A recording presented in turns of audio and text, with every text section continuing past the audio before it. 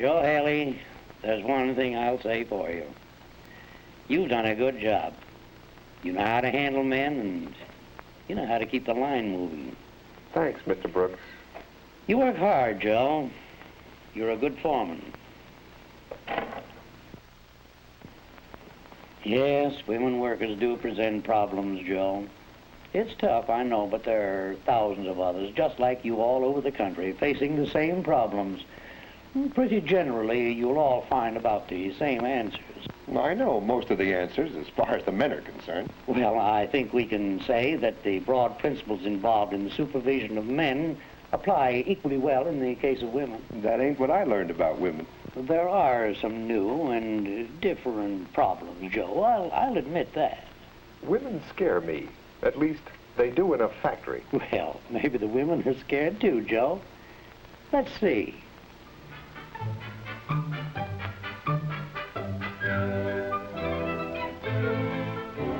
Most of them are working on their first industrial jobs, Joe. It's a totally unfamiliar world.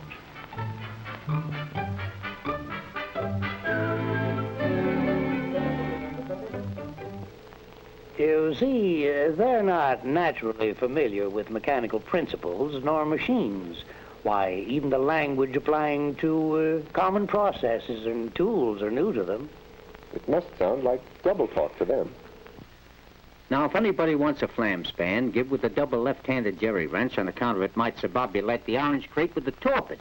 On the other hand, if a span flam is wanted, that's single right-handed, providing the pressing puncture is adjusted to the conch front of 37 and 2/8. Is that clear? I know, Joe.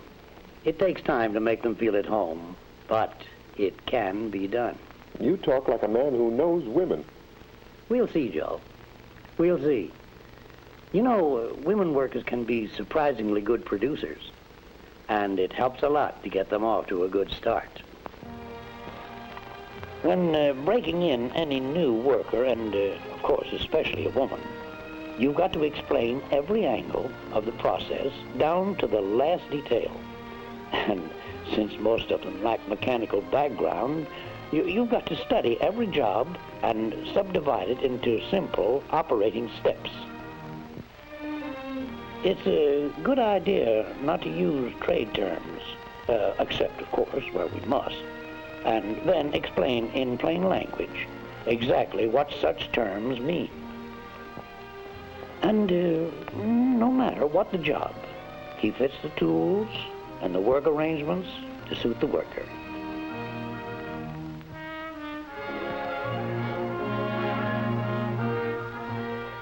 Women workers don't mind routine, repetitive work, and they're particularly good on work that requires high finger dexterity or an unusual sense of accuracy. The inspection foreman did a good job of breaking in those girls. He remembered that what's old stuff to you and me is brand new to them. And I was just thinking what a dub I'd be doing something that's old stuff to my wife, but new to me. Well, like baking a pie. How did it go today, Joe? Oh, all right. You troubled about something? No, everything went all right, Molly, but... You know, I had 7 requests for time off today. Well, I guess women don't realize what it means to stick on the job. Maybe they don't. How was your day? Oh, pretty quiet. I did the washing this morning and cleaned the house. And I took Junior to the dentist. Hmm? And then did the shopping. I put up 16 jars of jam this afternoon. Then I went to work on Junior's clothes. Joe, I'm sorry supper's late. Nice going, old lady.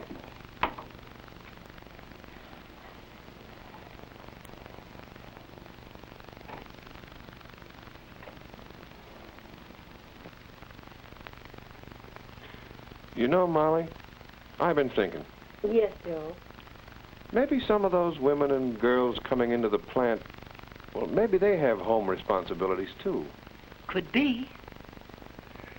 Maybe Maybe they really do need time off. Perhaps I could rearrange their work schedules for them. I'm sure they'd like that. So many of them have two jobs, Joe. One in the home, one in the plant. Gee, I'm glad I thought of that. Yes, dear. Good morning, Joe. Morning, Mr. Brooks. How go the ladies? Well, as a matter of fact, I was just jotting down a few points on that very subject from this manual of yours here.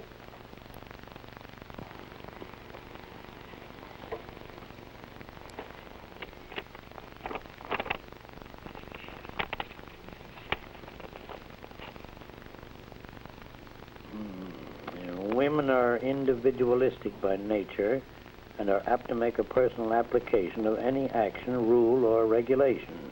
You're telling me. The supervisor should scrupulously avoid spending too much time with any individual woman worker, holding everyone to the same standards of performance and avoiding any appearance of favoritism. That's a neat trick, if you can do it. Well, Joe, this all boils down to 4 things to remember.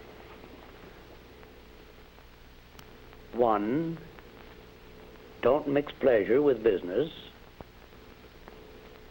2, women can be awfully jealous of each other. 3, avoid undue familiarity. And finally, women are more sensitive than men.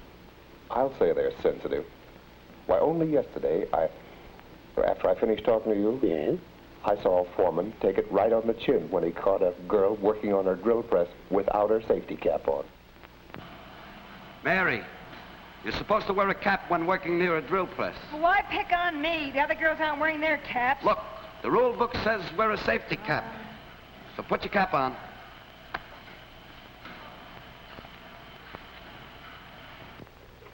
There. You see what I mean? They give you an argument, and a crazy one at that. Yes. A man probably would have kept the argument about himself and not trapped the foreman the way she did. What do you mean, trap him? Oh, Lord bless me. It's an old stunt, Joe. You go after a woman worker on one point, and she switches the issue. Well, why limit that to women? Now, the issue was, why wasn't she wearing a cap? Yeah. And she switched him to the fact that the other girls weren't wearing theirs. And all he did was stand on his dignity. A bit stuffily, I might say. Now, if she had been a man, he wouldn't have laid down a safety rule so arbitrarily. You know, Joe, you've got to tell them the why of every rule, particularly women. Now, suppose he had handled it in this way. Mary, your hair was just about 2 inches away from the thrill chuck. And that's why we asked you to wear a cap so that your hair don't get caught. Oh, gee, You see, rules are here to protect you and the other girls working around you. I saw some of the other girls, and they weren't wearing any caps. Right, but they're not working with machines. They just sit at a bench and assemble things. Nothing dangerous to them or the people nearby. You know, I never thought of it that way before. You have your cap with you, haven't you? Yeah. Okay, I get it. A foreman will always have the eternal feminine to contend with, Joe. You know, jealousy can cause you no end of trouble. Now, avoid spending any more time with one than with another. Ooh, treat them all the same, pleasantly, friendly, but with no favoritism. And above all, avoid undue familiarity. Watch the little things, Joe. The eternal feminine is very conscious of them. And finally, I don't have to tell you not to mix pleasure with business. To all the rules in supervising women, add just one more. Act quickly. Never let a situation get underway. Remember, Joe, we couldn't have won this without the help of the women in this plant.